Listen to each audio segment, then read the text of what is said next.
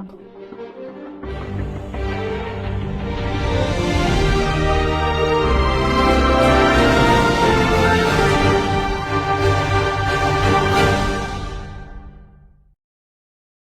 saudara, selamat sore. Apa kabar Anda hari ini? Semoga dalam keadaan sehat dan baik-baik saja. Senang sekali saya Fitri Oliva kembali menyapa Anda dan keluarga yang sedang menyaksikan kami di TikTok maupun juga YouTube dan Facebook Harian Rakyat Maluku. Di podcast hari ini agak spesial karena memang suasananya agak sorean. Dan tentunya juga agak spesial karena tamu yang di samping saya hari ini akan membahas sesuatu yang penting terkait dengan perjalanan demokrasi di daerah kita Provinsi Maluku yang tercinta. Memang kalau kita ngomongin tentang proses demokrasi tidak terlepas daripada pemilu, kemudian juga ada pilkada ya, pemilihan kepala daerah di kabupaten kota. Dan tentunya saat ini juga bukan hanya partai politik yang sedang bersiap untuk memanaskan mesin politiknya, tapi pihak penyelenggara dan juga yang paling penting adalah pihak pengawas di pemilu tersebut juga sedang bersiap-siap untuk menuju ke pilkada maupun juga pemilu 2029. Untuk itu saya Fitri akan menemani Anda dalam podcast hari ini dengan judulnya yakni konsolidasi Bawaslu pasca pemilu dan juga pilkada dalam rangka menghadapi pemilu 2029 bersama dengan the one and only Pak Zubair selaku Ketua Bawaslu Provinsi Maluku. Apa kabar Bapak? Alhamdulillah. Sehat ya? Iya, agak sibuk memang ya selama ini. Pasti. Ya, jaga kesehatannya ya Pak ya. Oke, dan saya nggak mau lama-lama karena memang masalah waktu juga Pak. Dan ini juga merupakan rangkaian pertanyaan-pertanyaan yang memang sudah kami wakili dari para netizen dan juga para pembaca kami di Harian Rakyat Maluku. Terkait dengan seluruh tahapan pemilu pada tahun 2024 itu memang sudah tuntas. Namun saya ingin meminta tanggapannya Bapak ataupun juga penilaian pribadi dari Bapak selaku Ketua Bawaslu untuk menilai secara umum nih. Kira-kira pilkada maupun juga pemilu kita pada tahun lalu itu seperti apa? Iya, terima kasih Mbak Fitri. Kalau saya diminta untuk menilai diri sendiri, saya akan mengatakan bahwa kita telah melaksanakan tugas dengan baik, baik di pengawasan pemilu maupun pengawasan pilkada. Oke. Indikatornya sebenarnya sederhana ya. Di pemilu tidak ada riak-riak yang berarti. Banyak perbaikan yang kita sampaikan pada seluruh tahapan, baik pada tahapan sebelum pemungutan suara maupun tahapan pasca pemungutan suara. Ada suara-suara yang kita kembalikan atas rekomendasi Bawaslu, kemudian dihitung ulang dan dikembalikan pemiliknya. Dan pasca penetapan relatif tidak ada riak. Kemudian pada pilkada kita mungkin mencatatkan prestasi yang bagus karena pilkada gubernur di Maluku untuk tahun 2024 itu diterima oleh semua pihak tanpa ada gugatan di Mahkamah Konstitusi. Ya, dari sisi itu mungkin. Tapi ini kan kami tentu saja sangat terbuka terhadap penilaian dari seluruh pihak, seluruh elemen, karena Bawaslu hadir memang sebagai lembaga publik, bekerja untuk publik dan terbuka untuk dikritik oleh publik. Oke. Gitu. Termasuk juga dengan PSU di daerah yang kemarin sempat berlangsung. Ya, PSU di kita mungkin di pemilu yang agak sedikit crowded ya, sedikit crowded, tapi semua bisa diselesaikan. Bisa dihandle dengan baik. Dan lagi-lagi untuk pilkada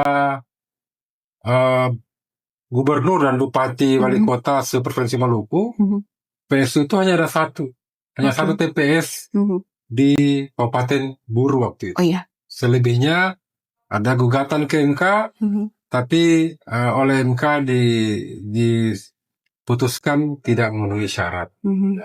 Dan memang apapun yang telah kita lakukan itu akan tetap kita evaluasi untuk menciptakan pengawasan yang lebih baik dalam rangka menciptakan pemilu dan pilkada yang jauh lebih baik lagi. Oke, siap. Dan selama pada saat pilkada maupun juga pemilu tahun 2024 kemarin, ada tidak hal-hal yang memang sudah dinotis ini akan dievaluasi oleh tim Bawaslu ke depannya menuju ke 2029.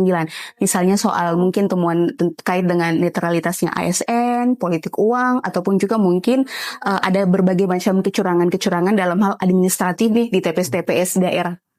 Ya, semua proses, semua bagian kita evaluasi, baik itu evaluasi secara formal kelembagaan di Bawaslu Kabupaten Kota, Provinsi, dan sampai ke RI, maupun mendengarkan masukan-masukan dari stakeholder terkait.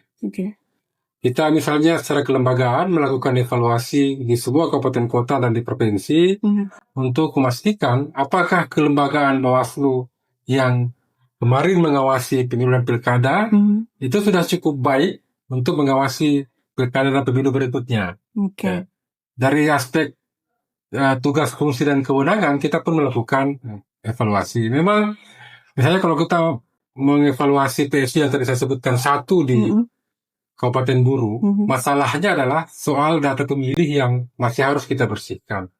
Oleh karena itu, hari ini salah satu fokus konsolidasi yang dilakukan oleh Bawaslu dan bekerjasama dengan KPU sebagai penyelenggara teknis adalah mencoba merapikan daftar pemilih kita.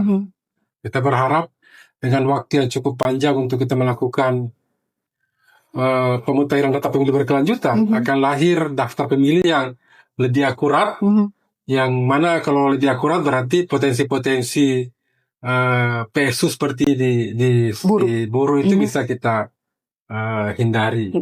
Kemudian dari sisi pelanggaran, kita tahu bahwa memang kunci dari kesuksesan pemilu itu selain dari pesertanya, juga sangat bergantung dari pemilihnya. Kesadaran pemilih untuk memilih sesuai dengan hati nuraninya, tidak tergoda untuk menukar atau dalam yang lebih parah menjual suaranya kepada kontestan, itu harus dibangun dari sekarang. Oleh karena itu, kita melakukan langkah-langkah selain sosialisasi, kita juga melakukan hari ini pendidikan pengawas partisipatif ya, di 11 kabupaten kota. Untuk Maluku, kita akan melaunching pendidikan pengawas partisipatif ini di tanggal 3 besok. Yang pesertanya itu terdiri dari pemilih pemula, dari OKP, dari pengawas yang kemarin terlibat dengan Bawaslu, dari alumni SKPP yang sebelumnya, yang akan kita lakukan secara daring di 3 titik dan akan kita lakukan secara offline di satu titik di Kota Ambon. Nantinya akan ada 440 orang yang akan kita latih untuk menjadi pionir dalam mensosialisasikan pengawasan partisipatif. Kami juga merasakan dan menyadari bahwa Bawaslu tidak bisa bergerak sendiri dalam membangun kesadaran partisipatif ini. Oleh karena itu, kami juga secara gencar melakukan kerjasama dengan berbagai pihak, terutama dengan pihak kampus, OKP yang ada di tingkat provinsi maupun di tingkat kabupaten kota, agar nanti kita bergerak secara sinergis melakukan pendidikan pengawasan partisipatif kepada masyarakat. Karena dasar pemikiran kita adalah jika semua orang bersedia untuk mengawasi seluruh tahapan pemilu dan pemilihan, itu akan menutup ruang bagi orang-orang yang berniat untuk merusak kualitas pemilu maupun pilkada. Entah itu pesertanya maupun pemilihnya. Ya. Kita tentu saja sambil menunggu nanti regulasi pemilu 2029 atau pilkada yang katanya 2 tahun setengah setelah itu ditetapkan oleh DPR dan pemerintah. Tapi kita tidak menunggu sampai itu keluar, kita tetap melakukan penguatan-penguatan kelembagaan. Dan tentu saja kalau masalah pengawasan partisipatif dan lain-lain yang tadi sempat Bapak sampaikan juga memang sedang ramai gitu ya di sosial media. Kami juga sempat mengupdate di laman fanpage-nya Bawaslu Provinsi Maluku gitu, dan memang progresnya juga alhamdulillah lumayan bagus gitu ya. Namun saat ini juga Pak, kayaknya sangat rentan di masalah teknologi digital nih, yang kadang-kadang mungkin dimanfaatkan oleh orang-orang tertentu.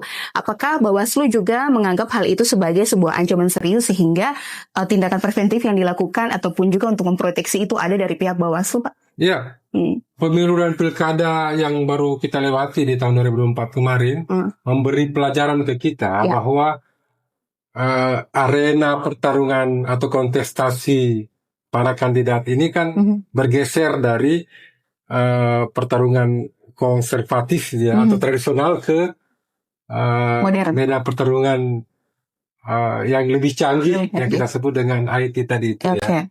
Sehingga mau tidak mau, saya pikir Bawaslu harus beradaptasi dengan itu.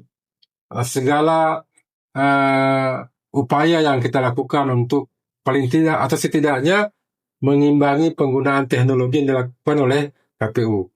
Ya, kalau bisa seharusnya pengawas selangkah lebih maju daripada yang diawasi. Itu sedang kita lakukan konsolidasi. Dan sekali lagi kita masih dalam proses untuk mengembangkan sebuah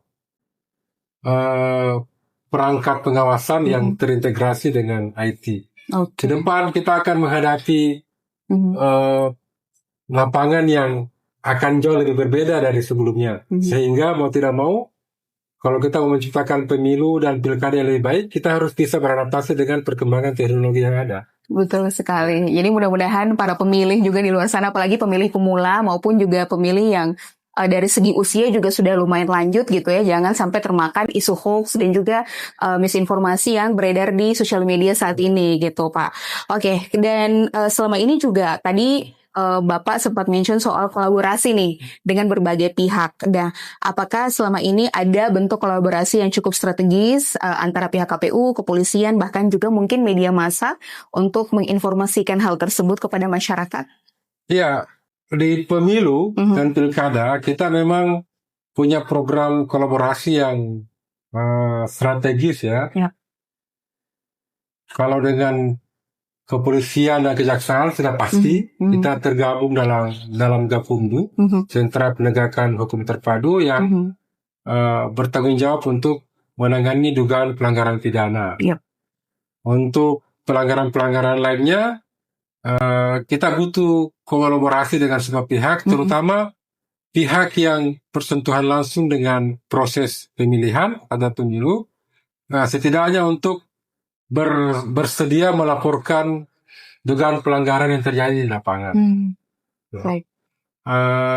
Kemarin misalnya di pemilu tahun 2024 dan lanjut ke pilkada, kita membuat MOU yang cukup banyak dengan OKP untuk provinsi di tingkat provinsi dan kabupaten kota di tingkat kabupaten kota. Kemudian dengan media massa juga kita melakukan beberapa MOU dan bahkan melakukan kegiatan-kegiatan yang kita sharing dengan media massa, karena bagaimanapun pekerjaan yang kita lakukan di Bawaslu itu tidak akan bisa bermakna apa-apa kalau tidak terpublikasi ke masyarakat. Dan kita mengevaluasi apa yang telah kita lakukan. Saya belum bisa menyampaikan seperti apa formatnya ke depan, tapi kita akan melakukan perbaikan bagi program dan kerjasama yang mungkin belum memenuhi keinginan kita, memenuhi ekspektasi kita, dan saya berharap ke depannya kita jauh lebih baik dari ini. Oke, siap. Kalau berangkat dari apa yang tadi Bapak sempat sampaikan terkait dengan keberanian nih, menggugah keberanian dari masyarakat untuk melaporkan jika ada temuan pelanggaran-pelanggaran di lapangan. Kalau di tahun 2024, kalau kita flashback, apakah tingkat partisipasi masyarakat untuk melaporkan hal tersebut di lapangan tuh dibanding dengan saat ini, apakah menurut Bapak cukup optimis akan naik progresnya? Atau seperti apa? Kalau optimis, kita harus optimis. Upaya-upaya yang kita lakukan hari ini sebenarnya itu bagian dari optimisme kita bahwa ini akan semakin baik.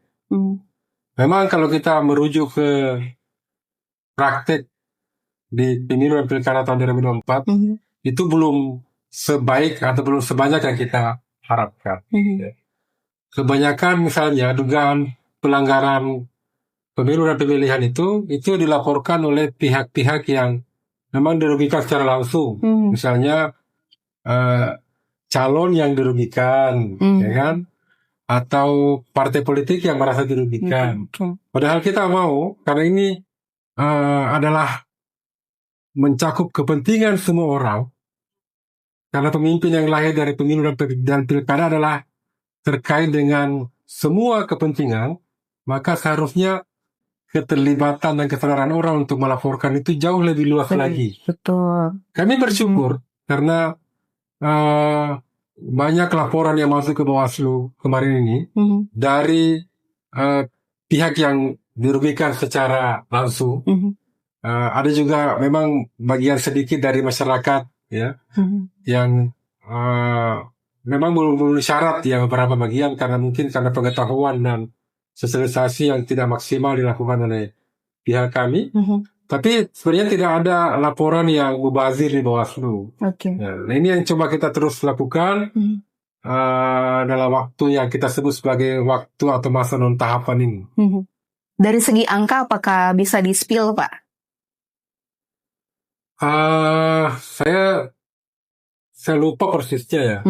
Tapi ada. Iya, kita punya laporannya. Kita juga sudah membukukan hasil pengawasan pemilu dan pilkada kita, dan itu bisa diakses ke Bawaslu. Silakan bisa diminta. Kemudian kita punya laporan yang kita publikasi di media-media sosial yang kita punya. Tapi secara umum saya bisa sampaikan bahwa laporan yang disampaikan ke Bawaslu itu dibanding misalnya dengan temuan, kita kan punya dua mekanisme jalan masuk sebuah pelanggaran ditangani oleh Bawaslu. Pertama itu lewat laporan masyarakat, dan yang kedua lewat temuan jajaran pengawas. Memang jumlah temuan kita jauh lebih banyak dibanding laporan, ya. Tapi selisihnya tidak terlalu banyak. Katakanlah 60-40 lah, 60 temuan, 40 laporan. Dari 40% laporan itu kepada masyarakat itu, ya mungkin sekitar, jadi kalau tidak salah ada 12 dugaan pelanggaran yang kami tangani sampai tahapan penyidikan misalnya ya. Itu hanya mungkin sekitar berapa ya, 3 atau 4 yang merupakan laporan dari masyarakat yang tidak terkait langsung dengan kontestasi. Yang selebihnya dilaporkan oleh partai, oleh calon, oleh tim sukses. Yang merasa dirugikan tadi. Jadi kesadaran orang bahwa ketika pilkada pemilu curang itu hanya merugikan pihak yang berkontestasi, itu belum menyebar ke seluruh masyarakat. Seharusnya kan ketika pemilu curang, pilkada curang, yang akhirnya menghasilkan pemimpin atau wakil di parlemen atau legislatif yang tidak memenuhi harapan, itu kan merugikan semua orang. Sehingga prosesnya ketika curang harus dipahami merugikan semua orang juga. Ini yang coba kami bangun dari sekarang, dan waktu kami memang cukup banyak. Mudah-mudahan kita bisa memaksimalkan program strategis ini ke depan, dan pada pemilu tahun 2029 jumlah partisipasi masyarakat akan jauh lebih meningkat. Tentu saja kami juga berupaya untuk memudahkan pelapor untuk melaporkan dugaan pelanggaran yang dilihat dan diketahui di lapangan melalui penggunaan aplikasi yang memudahkan untuk membuat pelaporan. Jadi memang semuanya terbuka secara transparan ya dari Bawaslu gitu kan. Jadi tinggal masyarakatnya aja nih yang mau melaporkan atau tidak gitu. Itu dari perspektif kami ya. Kami mengklaim sebagai lembaga yang terbuka, dan silahkan jika dalam pelaksanaan tupoksi kami dianggap tidak terbuka, silahkan bisa langsung menyampaikan kritik di media sosial yang kami punya. Bisa juga langsung menyampaikan kritik di media-media massa, atau bisa langsung berdiskusi dengan kami di Bawaslu Provinsi, di Bawaslu Kabupaten Kota yang sekarang ada di setiap kabupaten kota, agar kita bisa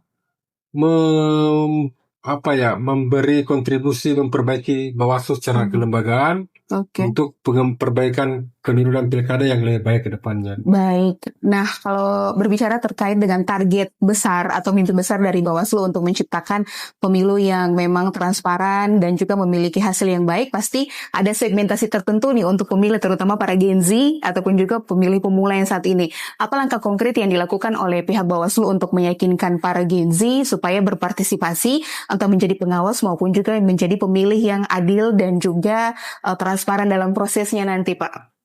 Ya, kami mencoba bertransformasi dari lembaga yang tanda kutip kaku, tradisional, konservatif, menjadi lembaga yang kekinian, lebih luas yang lebih luas dan sejiwa dengan Gen Z. Ya, makanya kita melakukan publikasi di media-media sosial. Ya, kita tahu Gen Z adalah generasi yang terikat kuat dengan sosial media, dan kita masuk ke situ. Kita memperkecil kegiatan-kegiatan yang mungkin bersifat konvensional.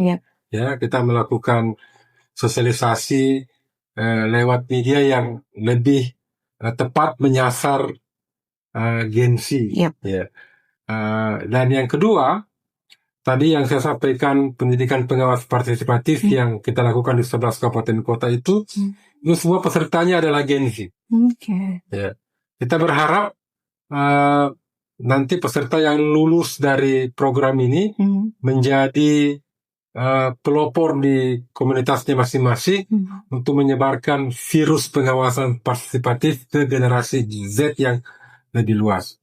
Kami juga punya rencana program tapi masih belum berjalan. Kita masih menunggu MOU dengan Dinas Pendidikan Provinsi untuk melakukan sosialisasi secara masif di seluruh sekolah-sekolah, terutama di SMA. Karena anak SMA yang hari ini kelas 1 sampai kelas 3 itu sudah dipastikan nanti menjadi pemilih pemula pada 2029. Ya, bahkan betul. Yang SMP hari ini nanti akan menjadi pemilih pemula di tahun 2029. Kita berharap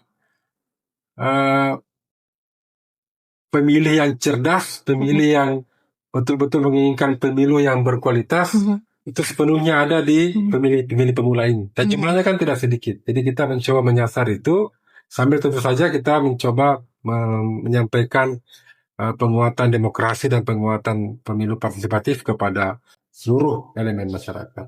Oke, apakah hal ini juga relevan disampaikan kepada mungkin dalam konteksnya adalah partai politik, Pak?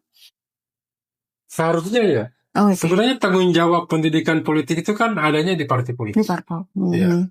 Seharusnya mencerdaskan pemilih dalam pemilu itu hari ini menjadi tanggung jawab dari partai politik. Kita lebih fokus kepada bagaimana mencerdaskan masyarakat dalam konteks pengawasan prosesnya pemilu. Jadi fokus ke pemilunya. Tapi meningkatkan kesadaran masyarakat terhadap demokrasi secara umum itu kan menjadi tanggung jawab dari banyak pihak dan salah satu leadernya dan itu menjadi amanah undang-undang adalah partai politiknya. Sehingga situasi hari ini di mana tidak ada kontestan, tidak ada kontestasi, sehingga Bawaslu secara luas bisa masuk ke partai politik untuk melakukan kerjasama, itu kita manfaatkan. Ya. Karena kalau ini sinergi ini kita lakukan, ya. Tapi ya tidak boleh. Jadi ada satu pemahaman yang kami selalu sampaikan ketika melakukan sosialisasi dengan stakeholder, dengan masyarakat, bahwa netralitas Bawaslu hari ini itu dipahami sebagai menjaga kedekatan yang sama dengan seluruh partai politik. Kalau sebelumnya kan Bawaslu harus menjaga jarak dengan partai politik untuk disebut netral. Karena salah satu prinsip dari penyelenggara pemilu adalah netral. Tapi kan netral tidak harus menjauhi.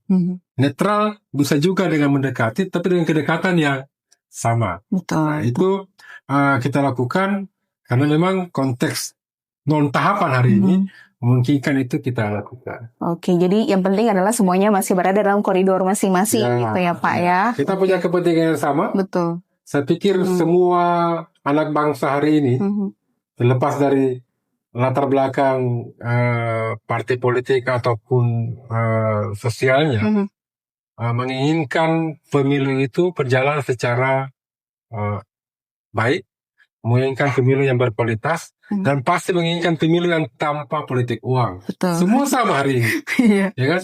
Kita mulai kemudian melihat ada pembelokan-pembelokan ketika kepentingan sudah masuk. Hari ini semua kepentingannya sama. Betul. Nah, itu yang kita manfaatkan untuk melakukan pendidikan, melakukan sosialisasi, mencerdaskan calon-calon pemilih supaya praktek-praktek buruk yang mungkin pernah dilakukan atau terjadi pada pemilu sebelumnya itu kita hilangkan. Kalau tidak bisa dihilangkan, kita minimalisir sekecil-kecilnya. Sehingga di tahun 2029 tuh betul-betul pure ya hasilnya gitu. Nah, kita berharap sistem yang juga nanti dilahirkan dari revisi undang-undang mendukung keinginan untuk itu. Ya. Evaluasi kelembagaan yang kita lakukan di seluruh Indonesia, termasuk di kabupaten kota di Maluku, memberikan beberapa masukan melalui Bawaslu RI terkait dengan mekanisme format kelembagaan dan mekanisme pengawasan yang lebih baik, yang lebih bisa menyelesaikan masalah ke depannya. Kita tunggu seperti apa regulasinya, tapi keinginan untuk menciptakan pemilu dan pilkada yang lebih baik itu harus sejalan dengan regulasi yang mendorong untuk tujuan ke sana. Betul, jadi pengawasannya harus lebih ketat lagi dan butuh kerjasama dari seluruh pihak gitu ya Pak ya. Itu kuncinya sebenarnya. Itu kuncinya, baik. Dan kalau kita berbicara tentang visi dan misi menuju ke pemilu maupun juga pilkada 2029, menurut Bapak kira-kira apa tantangan terbesar yang akan nih dihadapi oleh Bawaslu Maluku dalam mengawal pemilu 2029? Apakah mungkin dari segi regulasi, segi SDM-nya yang masih kurangkah, atau memang mungkin lebih luas lagi terkait dengan politik lokal kita nih yang tiap hari tuh selalu berubah trennya? Sebenarnya kalau dibilang tantangan, ya harusnya semua aspek yang membuat kualitas pemilu kita menjadi terdegradasi itu menjadi tantangan kita. Dari aspek SDM, ya kita menyadari ada keterbatasan dalam hal SDM, misalnya dalam pengawasan pemutihan data pemilih, KPU menugaskan pantarlih yang terdiri dari 1 orang per TPS, sementara kita hanya mengawasi dengan 1 orang pengawas desa. Jadi dalam satu desa misalnya ketika ada beberapa TPS, berarti ada beberapa pantarlih dan hanya diawasi oleh 1 pengawas desa. Karena pada itu kan belum ada pengawas TPS yang terbentuk. Di tingkat kecamatan misalnya, ada ketidakseimbangan juga dari jumlah pengawas dengan jumlah penyelenggara teknis yang diawasi. Itu salah satu rekomendasi kami yang coba kami usulkan untuk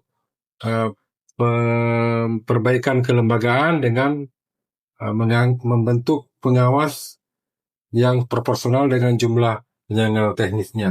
Karena sesungguhnya kan kita tidak penyelenggara kami di lapangan itu tidak hanya mengawasi KPU saja, tapi juga mengawasi kontestan dan mengawasi pemilih. Sehingga harusnya jumlahnya lebih banyak. Ditambah lagi dengan kondisi kepulauan kita di Maluku. Kita punya 1 desa yang terdiri atas berbagai dusun yang bisa berjauhan dan banyak. Itu jadi diawasi oleh 1 orang pengawas desa yang secara anggaran itu tidak mungkin bisa terpenuhi karena anggaran kita pada pemilu kemarin itu masih berbasis anggaran kontinental menggunakan standar biaya umum dari Kementerian Keuangan yang rasionya itu tidak mungkin kita gunakan di wilayah kepulauan. Untuk mengcover biaya perjalanan dan lain-lain. Dari segi biaya, dari segi personil, ya itu tantangan kita mungkin. Yang kedua, misalnya tantangan kita dalam hal penanganan pelanggaran, batas waktu yang sangat sedikit. Misalnya untuk pilkada kita kan waktunya hanya 3+2, jadi hanya 5 hari waktu kita untuk menyelesaikan dugaan pelanggaran pada saat pilkada, dan di pemilu itu kita punya 7+7 jadi 14 hari. Bayangkan kalau lokus pelanggarannya itu di pulau, Betul. yang dalam waktu beberapa hari harus kita kumpulkan semua persyaratan administrasinya untuk lanjut ke proses berikutnya, itu kemungkinan besar atau banyak kasus kemarin itu kita hentikan prosesnya karena kadaluarsa. Itu juga tantangan yang lain.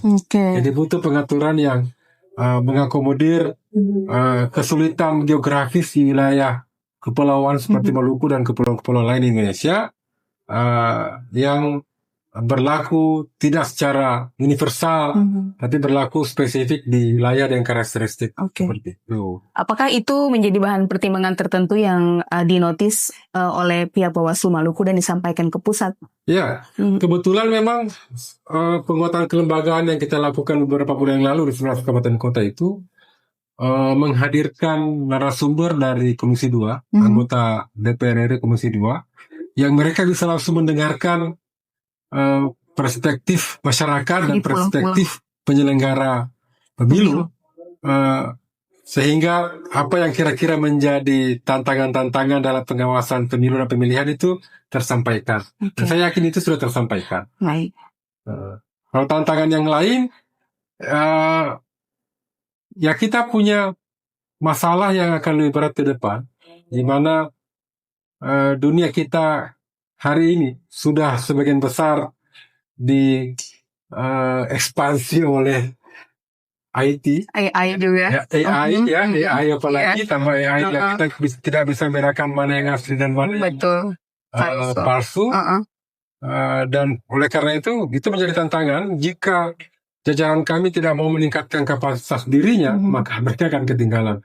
Sehingga tantangan kami, selain tantangan yang saya sebutkan tadi, itu adalah tantangan meningkatkan kapasitas SDM jajaran, terutama kita punya jajaran sekretariat, yang mana mereka bersifat permanen. Kami ini kan komisioner dipilih 5 tahun sekali, tapi sekretariat yang menjadi bagian penting yang memfasilitasi pengawasan adalah orang-orang yang memang digaji dengan status ASN, baik PNS maupun P3K, yang akan terus-menerus mengawal pemilu dari tahun ke tahun. Tugas kami tentu saja adalah memastikan bahwa terjadi peningkatan kapasitas SDM yang signifikan dalam beberapa waktu ke depan, sehingga ketika waktunya dibutuhkan, mereka sudah siap untuk menghadapi tantangan-tantangan yang tadi sangat kompleks itu. Selain itu juga mungkin penguatan dari segi software yang digunakan ya oleh pihak Bawaslu mungkin dalam hal ini. Ya, sebenarnya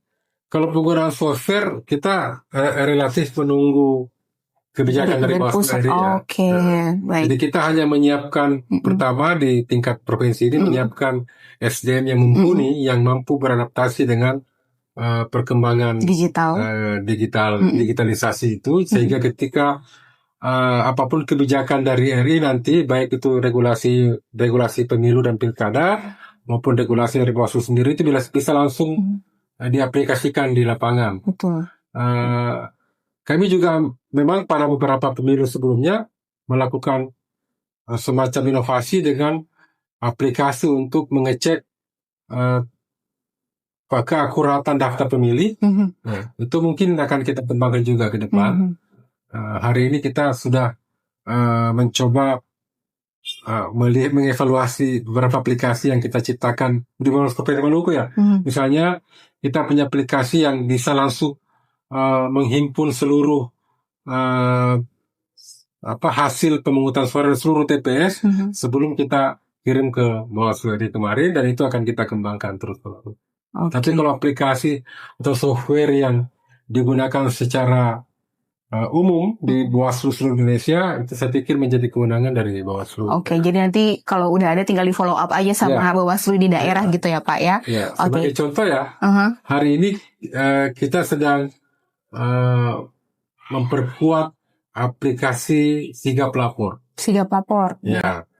Itu adalah aplikasi di mana masyarakat bisa melaporkan dugaan pelanggaran secara online ke Bawaslu dan akan langsung ditangani secara cepat oleh Bawaslu. Tapi kan sekali lagi dia akan terbentur dengan beberapa persyaratan, saya terutama untuk dugaan pelanggaran pidana yang mensyaratkan dokumen-dokumen yang sifatnya rigid dan pidana, yang tentu saja harus diimbangi dengan regulasi ke depannya. Oke, siap. Jadi mudah-mudahan hal ini juga bisa tersebar luas gitu ya kepada masyarakat dan pemilu kita nanti besok-besok lebih bersih dan lebih jernih lagi Iya. hasilnya gitu ya. Oke. Makanya saya menyampaikan terima kasih yang sebesar-besarnya ya, karena diberi ruang untuk menyampaikan apa yang telah dan sedang kami kerjakan, dan semoga bukan hanya menyampaikan saja, tapi juga mendorong semua yang mendengarkan podcast ini ya, untuk memberikan masukan kepada Bawaslu, karena Bawaslu adalah lembaga negara, lembaga milik masyarakat yang saya pikir kerja baik atau tidak baiknya tergantung dari bagaimana masyarakat memberi masukan atau tidak. Oke, jadi jangan lupa namanya adalah sigap lapor ya untuk ke Bawaslu jika Anda menemukan ada hal-hal yang berupa pelanggaran ketika proses pemilu ataupun juga pilkada itu berlangsung di daerah Anda ya, saudara semuanya. Dan terakhir untuk di segmen ini Pak, bagaimana kesiapan Bawaslu Maluku jika nanti nih ya sistem pemilu 2029 itu berubah, misalnya dari sisi metode pemilihan ataupun juga penggunaan teknologi baru dalam pengawasan. Ya, seluruh upaya yang kami lakukan untuk meningkatkan kapasitas SD, baik di provinsi maupun di kabupaten kota, adalah dalam rangka menyiapkan diri untuk beradaptasi dengan segala bentuk perubahan. Okay. Ya kan kita belum tahu nih bentuknya seperti apa nih. Tapi jika kita siap secara keterampilan, kita siap secara pengetahuan, dan kita siap secara integritas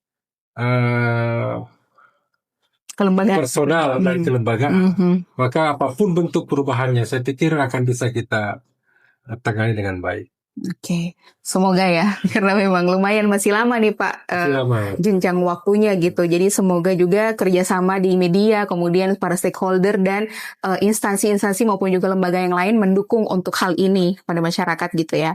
Dan Pak Subari sebagai penutup mungkin Bapak bisa menyampaikan pesan nih kepada masyarakat Maluku atau penonton kami ya di TikTok maupun juga di YouTube, sebaiknya bagaimana untuk kita tetap menjaga semangat dan juga ikut berperan aktif dalam pengawasan pemilu yang jujur dan juga adil. Silakan. Iya, terima kasih.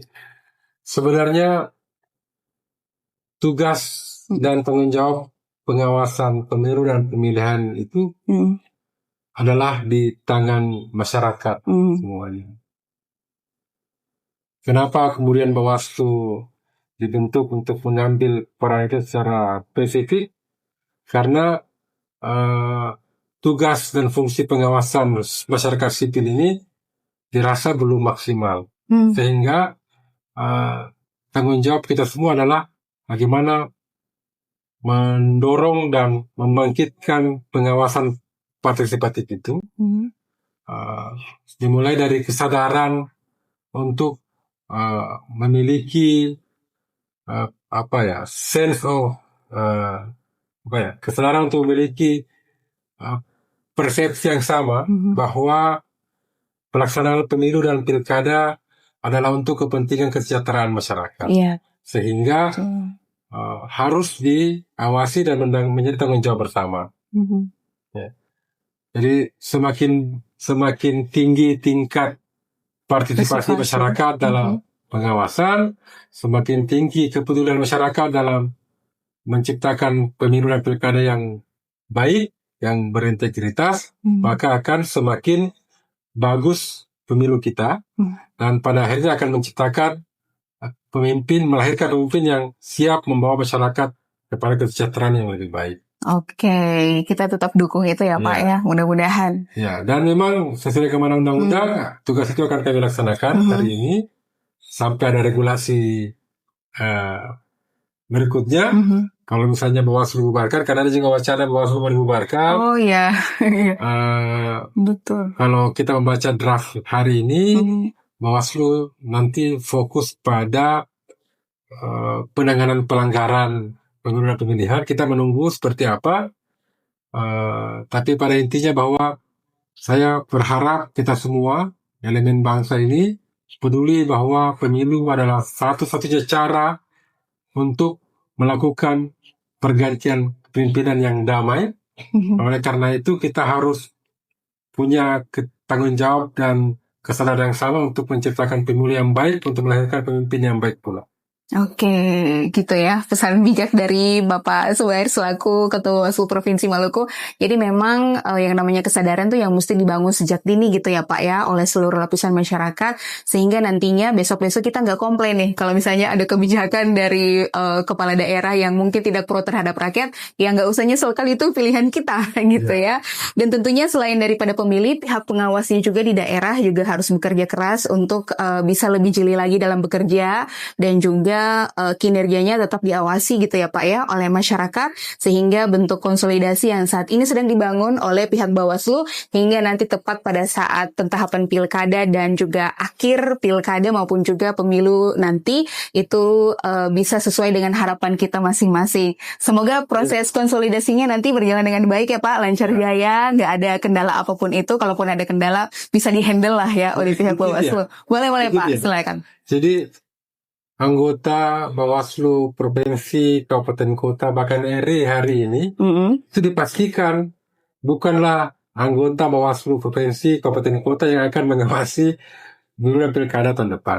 Iya. Kecuali terpilih kembali. Ya. Terpilih kembali. Untuk yang sudah periode tidak mungkin terpilih kembali. Oleh karena itu saya pikir ini bisa menjadi ruang bagi siapapun yang mau berpartisipasi menjadi pengawas pemilu untuk menyiapkan diri mendaftar menjadi anggota Bawaslu baik di tingkat provinsi maupun kabupaten kota dan pada saatnya nanti menjadi penyelenggara pemilu di tingkat kecamatan, desa dan TPS. Itu tentu saja menjadi pemain yang setengah pintar, lebih bermanfaat daripada menjadi penonton yang sangat pintar. Oke. Jadi ketika masuk dalam sistem, sesedikit apapun, sekecil apapun kontribusi kita bisa memberikan perubahan yang berarti dibanding misalnya menjadi pengamat. Oleh karena itu, ini bukan berarti memisahkan perannya ya, tapi saya menggugah bagi generasi muda yang masih punya integritas, masih punya semangat kebangsaan yang kuat untuk nanti bergabung dengan penyelenggara pemilu khususnya Bawaslu baik di provinsi, kabupaten kota, nanti pada akhirnya di jajaran yang lebih teknis di kecamatan dan desa. Oke, nanti prosesnya tuh boleh di-update nanti ya di akun sosial medianya Bawaslu Provinsi Maluku, mulai dari pentahapan untuk seleksi hingga pas pemilihannya nanti gitu ya. Mudah-mudahan yang nonton podcast kita hari ini juga ada yang berminat menggantikan posisi Pak Subair mungkin, karena Pak Subair juga ingin moving on ya ke posisi yang lebih tinggi lagi. Kita doain aja, amin. Terima kasih banyak Bapak untuk waktunya. Kita akan ketemu lagi di podcast obrolan harian rakyat Maluku di episode selanjutnya bersama saya Fitri Oliva. Salam.